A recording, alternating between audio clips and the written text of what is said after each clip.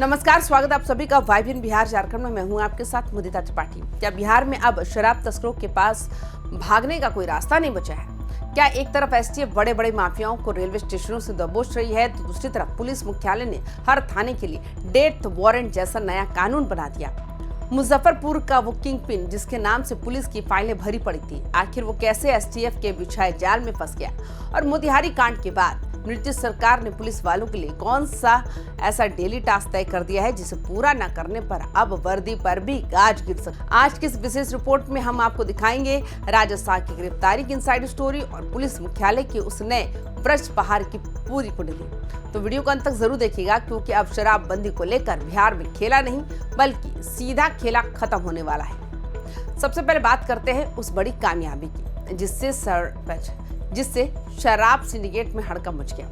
लंबे समय से फरार चल रहे कुख्यात शराब माफिया राजा साह उर्फ राजा गुप्ता को एसटीएफ ने मुजफ्फरपुर रेलवे स्टेशन परिसर से धर दबोचा।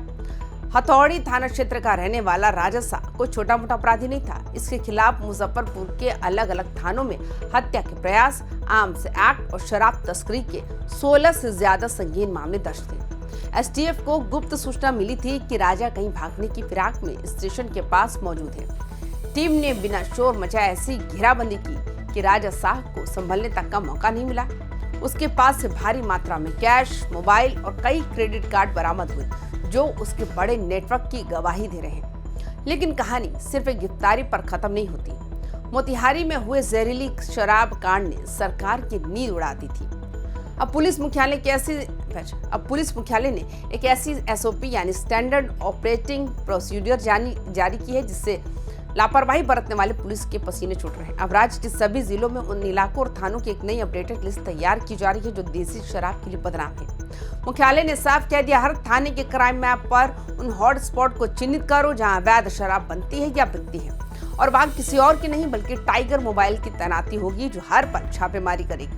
राजा साह की गिरफ्तारी कोई मामूली बात नहीं है। जांच में पता चला कि राजा साह सिर्फ शराब मंगवाता नहीं था, बल्कि वो दूसरे राज्यों से आने वाली खेप का मेन डिस्ट्रीब्यूटर था। मुजफ्फरपुर के हथौड़ी, बेरई और आसपास के इलाकों में उसका ऐसा नेटवर्क था कि पुलिस के पहुंचने से पहले ही उसके पास खबर पहुंच जाती थी। सूत्र बताते थे कि राजा साह ने लग्जरी गाड़ियों के बजाय एम्बुलेंस और दूध के टैंकरों का इस्तेमाल करना शुरू कर दिया था ताकि किसी को शक न हो। एसटीएफ अब उन मोबाइल सिम कार्ड्स का डेटा खंगाल रही है जो उसके पास से मिले हैं। पुलिस को शक है कि इन सिम कार्ड्स के जरिए वो नेपाल और बंगाल के तस्करों के सीधे संपर्क में था। उसकी गिरफ्तारी से अब इस पूरे रूट का पर्दाफाश होने वाला है। पुलिस मुख्यालय ने जो क्राइम मैप तैयार करने को कहा है वो इस बार बहुत एडवांस होने वाला है। अब हर जिले के एसपी को निर्देश है कि वे अपने जिले का एक डिजिटल मैप तैयार करें। इसमें लाल निशान यानी कि रेड जोन उन जगहों पर होगा जहां सबसे ज्यादा शराब पकड़ी गई। टाइगर मोबाइल की टीम को इन रेड जोन्स में रैंडम पेट्रोलिंग का टास्क दिया गया, यानी अब पुलिस ये नहीं बताएगी कि वो कब छापामारी करेगी। टाइगर मोबाइल के जवान अचानक गलियों में घुसेंगे और संदिग्ध ठिकानों की तलाशी लेंगे। इस तकनीक से पुलिस का मकसद अपराधियों के मन में डर पैदा करना है कि पुलिस कहीं भी कभी भी टपक सकती है। इस नई एसओपी की सबसे बड़ी बात यह है कि अब काम की जवाबदेही तय कर दी गई। ग्रामीण इलाकों में चौकीदार, दफादार और शहरी क्षेत्रों में बीट पुलिस कर्मियों को हर दिन अपने इलाके की रिपोर्ट देनी होगी। उन्हें लिखित में ये गारंटी देनी होगी कि उनके क्षेत्र में शराब की कोई गतिविधि नहीं हो रही है। इतना ही नहीं, थाना अध्यक्षों को निर्देश दिया गया है कि सूचना मिलते ही बिना एक पल की देरी किए तुरंत रेड डालनी होगी। त्योहारों, शादियों और चुनाव के समय स्कूल, कॉलेज, बस स्टैंड और रेलवे स्टेशनों पर अब सादे लिबास में पुलिस की पैनी नजर रहेगी।